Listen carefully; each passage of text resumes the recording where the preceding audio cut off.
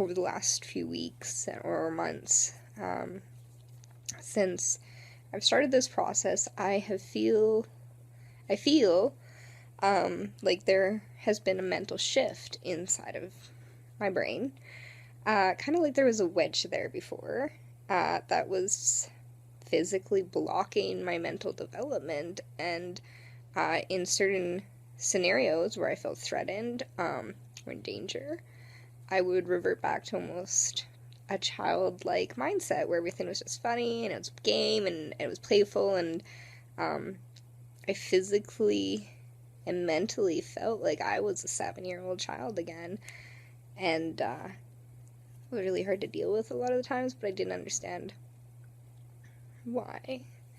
And since I started this process, I don't feel like that anymore. I feel like I'm able to be present in stressful situations and handle it in an emotionally mature way. And so even though that wedge in my brain hasn't completely gone away, I feel like it has shifted, and allowing me to almost mature and grow up in a sense. All those years that I was repressing emotions and thoughts and feelings that I'm now allowing myself to feel, all of a sudden those years of like education and maturity, I feel almost came rushing to me in the course of a few weeks, simply because I was like, it's okay to cry, it's okay to feel hurt, it's okay to feel betrayed. No, I wasn't at fault. I didn't do anything to deserve this. It was his fault. I think things are better now that that I feel like I can emotionally handle stressful situations and mentally comprehend how to deal with them and not get overwhelmed by life anymore. And so that feels really good. The part that does suck right now is the hurrying up to wait. It's been stressful because we booked another police interview, another video audio recording, and then it got rescheduled because they needed more responding officers for the Calgary Stampede because it's so big and they need a huge police presence, and that's okay and that's understandable. But I'm still waiting to reschedule that, and that was beginning of July, mid-July that ended, and it's now mid-August, and I want to stick with my responding officer, and he has requested to stay with me, which just reinforces the idea that he really does care and wants to see this through, which makes me feel really good, again. It's just having to wait until September to look at rescheduling sucks. And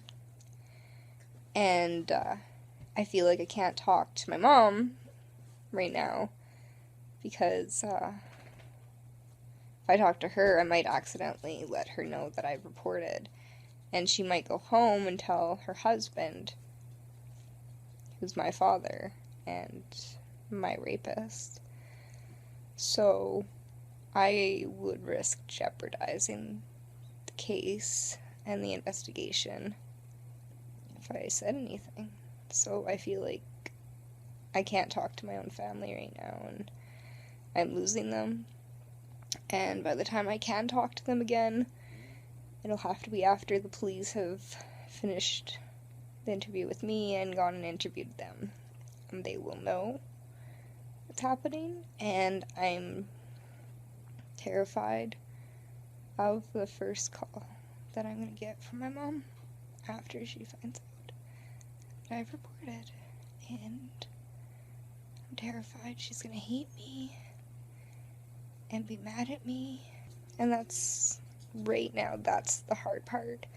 I feel really good about so many things, about all the support that I'm being given. I'm so overjoyed that people, especially the police, say that they believe me, because for the longest time I felt guilty. I felt like I caused that. I felt like I was the bad kid, because that's what he told me when I was a kid, that I was the bad one, that I was doing something wrong. And for years, I believed that.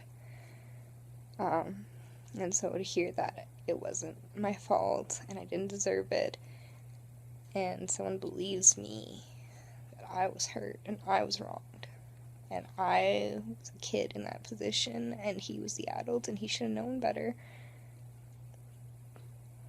and I didn't deserve that. And those are really strong and powerful words to have heard. But it's taken, I don't know, I started in 2012. It was 2017.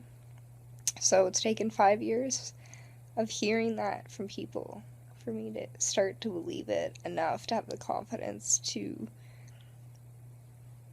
finally report my childhood sexual abuse. And that was a really big step for me. And it sucked.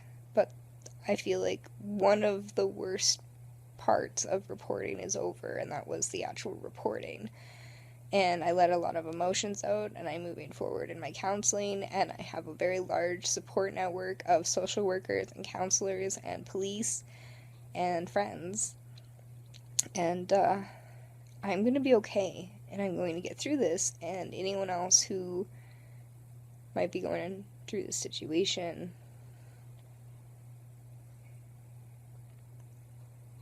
your